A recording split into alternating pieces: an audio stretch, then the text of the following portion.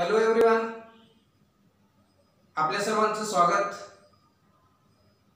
तर विद्यार्थी मित्रांनो, आज आपण 11वी सायन्सचा बायोलॉजी विषयाचा एक नवीन NCERT चा एक चॅप्टर सुरुवात करणार आहोत। NCERT चा आणि त्या चॅप्टरचं नाव आहे cell the unit of life. तर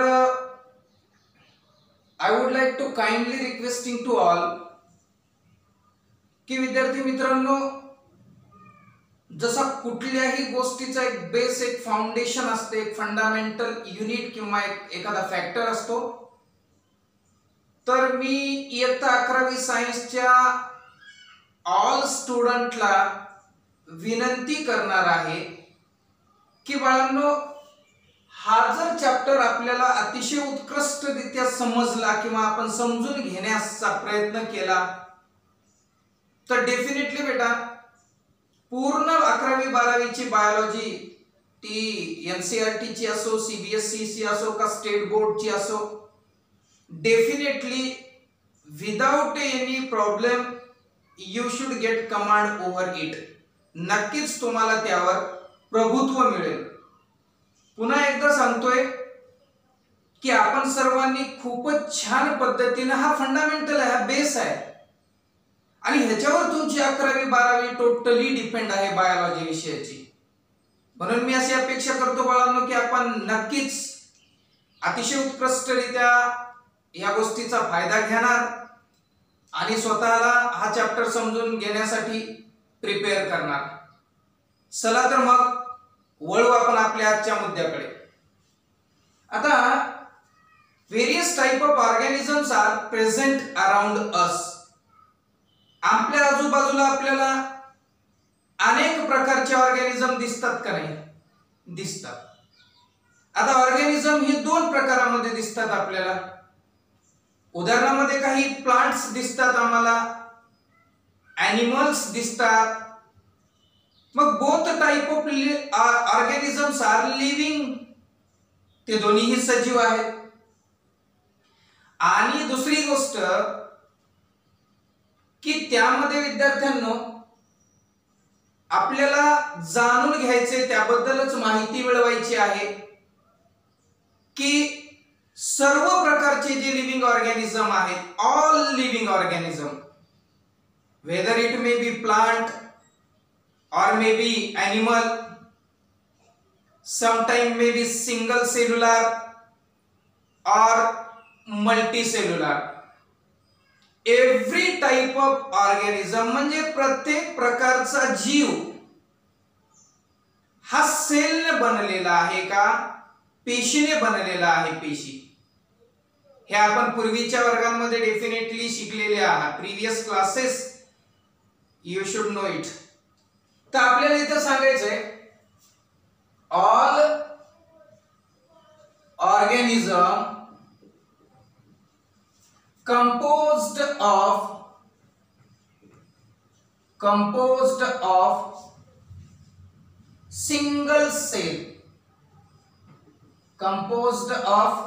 single cell, किंवा आपण म्हणू कंपोज्ड ऑफ सेल। आपण असं पण म्हणलं तर चालेल, त्याला सिंगल सेल म्हणण्याच्या ऐवजी all the organism are composed of cell. अर्थ काय रे वाक्याचा? सर्व जीव हे बनलेले आहेत सेल पासून। ओके, म्हणून सेल हा इम्पॉर्टंट पार्ट आहे जो आपल्याला शिकायचा आहे। युनिट ऑफ लाईफ आहे, तो लाईफचा, जीवाचा एक घटक आहे। Okay, some are single celled organism. बघू, some are single celled organism, single celled organism. आता सिंगल सेल ऑर्गॅनिझमला आपण काय म्हणतो रे? You all are studied these things in the previous classes. अगोदरच्या इयत्तांमध्ये आपण शिकलेले आहात. तर आपल्या डोक्यातून एक गोष्ट काढून टाकतो, भ्रम. Most of the child, most of the student expected something new in the next classes, but for your kind information, all the further classes are depending upon the previous study of the previous classes. पूर्वीच्या वर्गातल्या अभ्यासक्रमावरच पुढील वर्गांचा अभ्यासक्रम हा depend असतो. ठीक आहे. चला तर मग some organism are single celled organism आहेत आणि त्यांना बेटा आपण युनिसेल्युलर असे म्हणतो. युनिसेल्युलरचं उदाहरण अमिबा. हा अमिबा आपल्या सगळ्यांना अगदी 5व्या इयत्तेपासून माहिती आहे की हा सिंगल सेल्ड ऑर्गॅनिझम आहे. सिंगल सेल्ड ऑर्गॅनिझम आलं लक्षामध्ये बेटा? ओके. आता हा जो युनिसेल्युलर ऑर्गॅनिझम, सर एकच एक्झाम्पल आहे का? No, various type of examples are there. Amoeba असेल, युग्लिना असेल, पॅरामेशियम असेल, हे असे सिंगल सेल्ड ऑर्गॅनिझम्स आहेत. हे जीव आहे आणि तो सेल पासून बनलाय, म्हणून आपल्याला आता सध्या सेल बद्दल चर्चा करायची आहे. तर बेटा ओके, वळू पुढे. युनिसेल्युलर ऑर्गॅनिझम, युनिसेल्युलर ऑर्गॅनिझम जे असतात ते काय आहेत रे? तर is capable of, is capable of, ते काय करू शकतात? दोन गोष्टी करू शकतात. काय बोललोय बाळांनो मी? This unicellular type of the organism is normally responsible for, कशासाठी ते रिस्पॉन्सिबल आहे? तर एक इंडिपेंडेंट एक्झिस्टन्स. आपण लिहू बेटा, इथे लिहू एक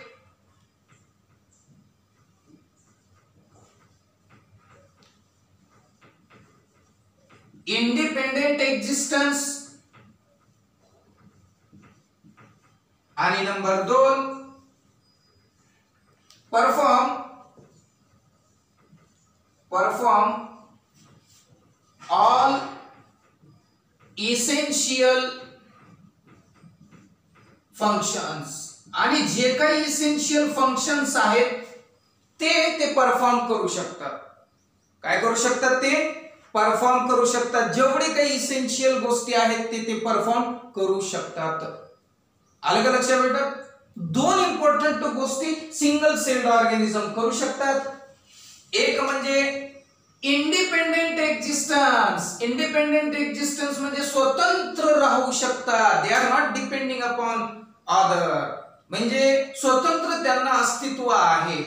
आणि दुसरी गोष्ट, they perform all essential functions. एखाद्या सेल मध्ये किंवा एक जीव म्हणून जे इसेन्शियल फंक्शन्स आहेत ते इसेन्शियल फंक्शन ती सिंगल सेल्ड ऑर्गॅनिझम करू शकतात. आता इसेन्शियल जे काही फंक्शन्स आहेत ते कुठले? सिक्रिशन्स असतील, ऍब्सॉर्प्शन्स असतील, एक्सक्रीशन असेल, रिप्रोडक्शन असेल, ग्रोथ असेल. Various type of such important functions are capable by producing such organism and these are considered as a essential type of organism. हे झालं बेटा आपल्या युनिसेल्युलर च्या बद्दल. आता पुढे जाऊ. some organisms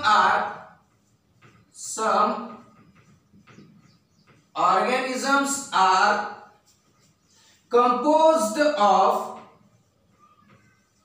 composed of many cell, म्हणजे अनेक पेशींपासून बनलेले असतात. आपल्या सगळ्यांना माहिती आहे बेटा, we call them multicellular. Multicellular तुम्हाला माहिती आहे रे मल्टीसेल्युलर. मग आता काय उदाहरण देणार आपण? कोण आहेत सध्या? Yes, we are multicellular organism. आणि सगळे आजूबाजूचे आपले जे काही प्राणी आहेत ते मल्टीसेल्युलर आहेत. आपल्याला बाहेर दिसत असलेले प्लांट्स हे विद्यार्थ्यांना मल्टीसेल्युलर आहेत. तर हे सगळे तुम्हाला मल्टीसेल्युलर दिसून येतील. तर अशा पद्धतीने विद्यार्थ्यांना हे थोडक्यात मल्टीसेल्युलर आणि युनिसेल्युलर काय आहेत हे आपल्याला थोडक्यात कळलेलं आहे. आता आपण थोडस पुढच्या मुद्द्याकडे वळू आपण की anything less than a complete structure of the sale.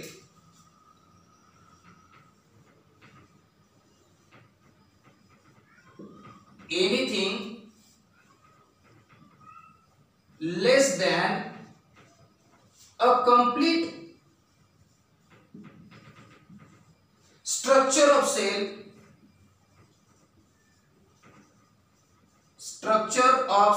anything complete less than the anything less than the complete structure of the cell म्हणजे कोणतीही गोष्ट जी कंप्लीट सेल नाही आहे. काय बोलतोय? कंप्लीट सेल नाही आहे किंवा सेल सारखं तिचं स्ट्रक्चर सुद्धा विद्यार्थ्यांनो अजिबात नाहीये.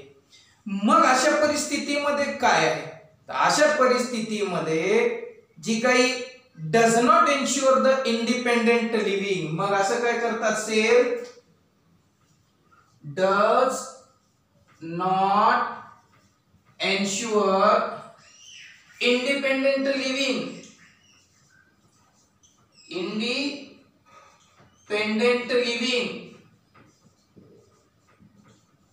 इंडिपेंडेंट लिव्हिंग म्हणजे स्वतंत्र ते अजिबात राहू शकणार नाहीत, मुळीच ते राहू शकणार नाही.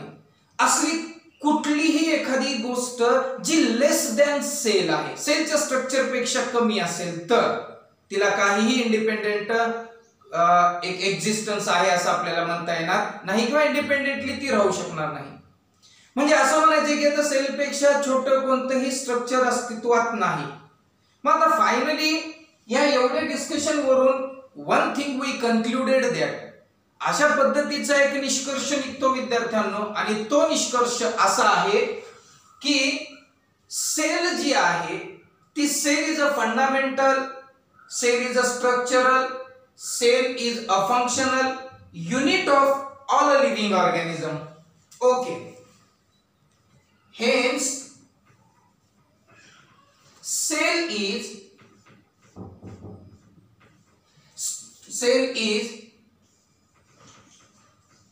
fundamental, त्यानंतर structural and functional unit of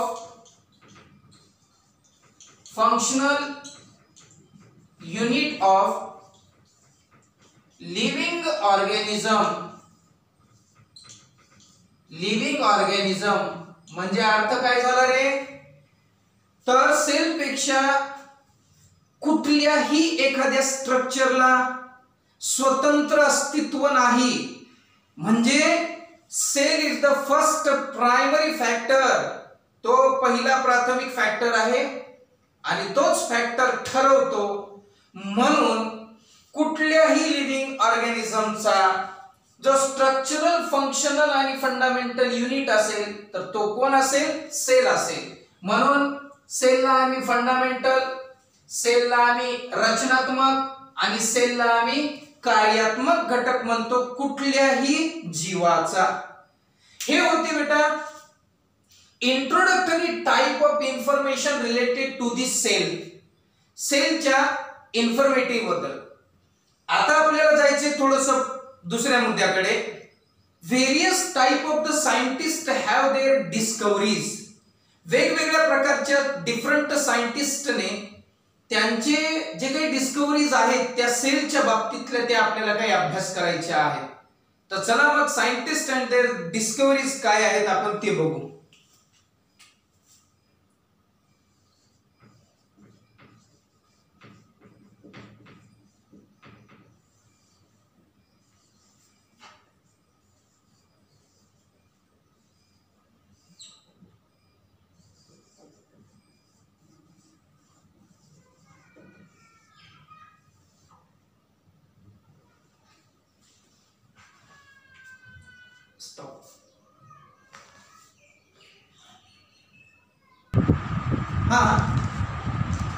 तर वेगवेगळ्या प्रकारचे जे सायंटिस्ट आहेत ते सायंटिस्ट आपल्याला बघायचे आहेत, त्यांचा अभ्यास करायचा आहे की त्यांनी सेल संदर्भात काय माहिती दिलेली आहे.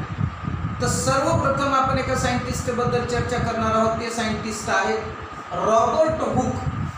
नंबर 1.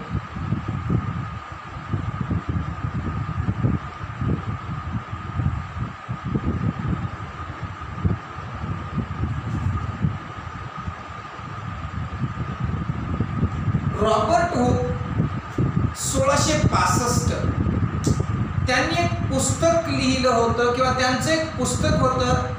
त्या पुस्तकाचं नाव होतं बेटा मायक्रोग्राफिया.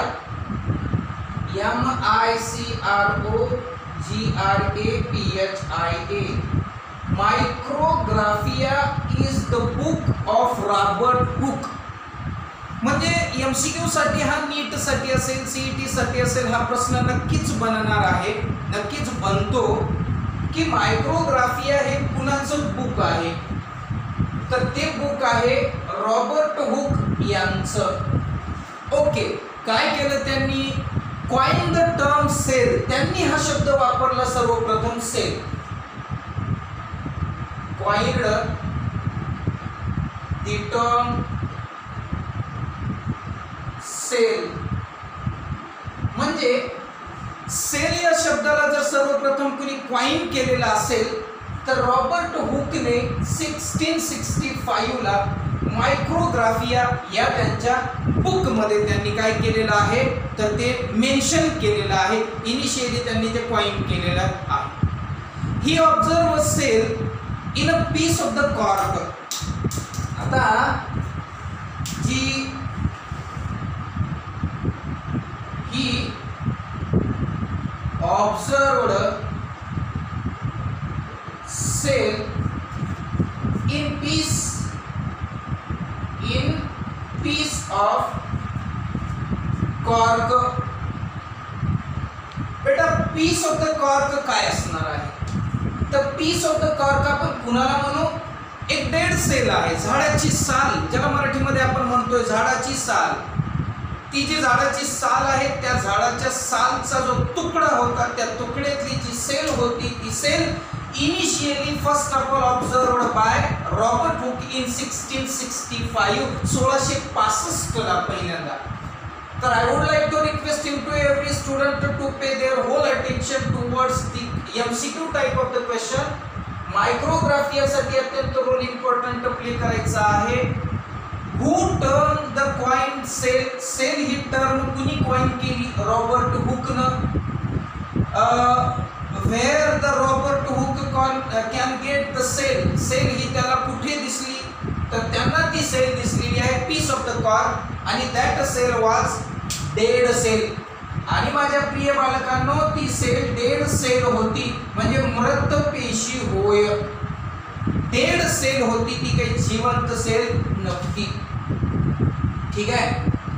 यांनी सांगितलं. आता हे शास्त्रज्ञ म्हणले की चला आम्ही थांबू, आता दुसऱ्यांना पण थोडंफार सेल बद्दल माहिती देऊ द्या आणि ती कशी देते बघू.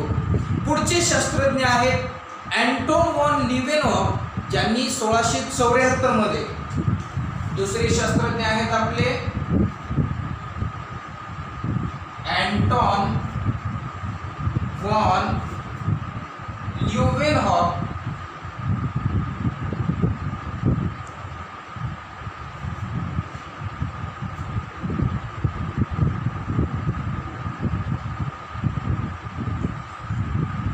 लिव्हेनहॉफ 1674. आता ह्या साहेबांनी, हे जे साहेब आहेत, कोणते साहेब? अँटोन वॉन लिव्हेनहॉफ साहेब. काय केलं यांनी डिस्क्राइब केलं आणि पाहिलं काय? लाईव्ह सेल, जिवंत पेशी. अहो डेड सेल कोणी पाहिली होती? रॉबर्ट हुक साहेबांनी. कुणी रे बाळांनो? रॉबर्ट हुक साहेबांनी डेड सेल पाहिली होती. जिवंत सेल कुणी पाहिली? तर जिवंत सेल कुणी पाहिली तर ते अँटोन वॉन लिव्हेनहॉफ होते. त्यांनी 1674 मध्ये ही सॉ अँड डिस्क्राइब आणि लाईव्ह सिंगल सेल ऑर्गॅनिझम, आणि त्या live single cell ऑर्गॅनिझमला animal Kiul असे आपण म्हणतो. ओके बेटा, पुढे जाऊ आपण सांगू. ही first saw and he first saw पहिल्यांदा त्यांनी पाहिलं and described live single cell पहिली लाईव्ह पाहणारे शास्त्रज्ञ, पहिली सेल डिस्क्राइब करणारे पण पहिली सेल पाहणारे सुद्धा कोण? Mister Anton van Leeuwenhoek. काय केलं त्यांनी? पहिली सिंगल लाईव्ह सेल, आणि त्या पहिल्या सिंगल लाईव्ह सेलला त्यांनी बोललेले आहेत कॉल्ड ॲनिमल्क्यूल. त्यांनी ॲनिमल्क्यूल असं त्यांना नाव दिलेलं आहे. एमसीक्यू साठी प्रश्न बनतो, नीट साठी हा प्रश्न बनतो. What is ॲनिमल्क्यूल? ॲनिमल्क्यूल काय आहे? हु डिस्क्राइब द ॲनिमल्क्यूल? ॲनिमल्क्यूलला कोणी डिस्क्राइब केलेलं आहे? तर these all the type of question having the same answer Anton van Leeuwenhoek आहेत की ज्यांनी हे केलेलं आहे. हा, तर आपण बोलत होतो रॉबर्ट ब्राउन साहेबांनी काय केलं. रॉबर्ट ब्राउन साहेबांनी न्यूक्लियसचा शोध लावलेला आहे. न्यूक्लियस इज अ केंद्र which is situated normally in the center of the cell. प्रत्येक प्रकारच्या सेलच्या केंद्रस्थानी असणारा हा एक सेल ऑर्गनेल आहे. This is the chief controlling centre of this cell. सेलचा कंट्रोलिंग सेंटर आहे. And that controlling center were normally situated in the center of the cell and we call them nucleus. एक membrane bound organelle आहे. Organelle आणि organelle म्हणजे काय रे बाळांनो? तो organelle हा एक मायक्रोस्कोपिक स्ट्रक्चर असतं, तर त्याला आम्ही न्यूक्लियस असे म्हणतो. and that nucleus were discovered by Robert brown. Okay बेटा, आता पुढे काय झालं? When all such scientists were studied of the different aspect of the cell, so at that instant there is no invention of the microscope, electron microscope, असा कुठलाही शोध लागलेला नव्हता. आणि ज्या वेळेस इन्व्हेन्शन ऑफ द मायक्रोस्कोपचा इन्व्हेन्शन झाला म्हणजे शोध लागला, and its improvement, आणि त्याची जी इम्प्रूव्हमेंट झाली त्यामुळे all the structural detail of the cell, कुठल्याही सेलचे सर्व रचनात्मक घटकांचा अभ्यास आपल्याला अतिशय उत्कृष्टरित्या समजलेला आहे. म्हणून केवळ आणि केवळ हे मायक्रोस्कोपच्या शोध लागण्यामुळे अँड इम्प्रूव्हमेंट मुळे आपण सेल ह्या स्मॉलेस्ट युनिटला क्लिअरली आणि डिटेल स्ट्रक्चर त्याचा अभ्यास करू शकतो. तर ही होती विद्यार्थ्यांनो काही आपली जनरल माहिती. आता इन्व्हेन्शन तर झालेलं आहे, डिटेल स्ट्रक्चर बघायचं आहे. अजूनही सेल थेअरी काय, सेल थेअरी बद्दल वेगवेगळ्या शास्त्रज्ञांच्या काय रिएक्शन्स होत्या त्या सर्वाबद्दल आपल्याला बोलायचं आहे. ठीक आहे, तर मग आपण काय करू? पुढच्या भागाकडे वळू. तर मग आपला पुढचा भाग असणार आहे सेल थेअरी.